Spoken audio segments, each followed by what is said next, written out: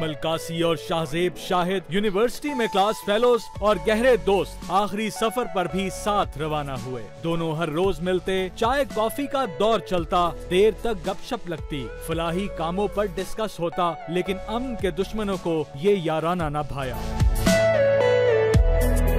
शाहजेब को 2 रोज पहले महकमा जंगलात में मुलाजमत मिली। इनकी आंखों में मुस्तकबिल के अनगिनत ख्वाब थे। इनके दोस्त एमल कासी की ईद के बाद शादी तय थी, लेकिन बारूद ने सब कुछ तारीक कर दिया।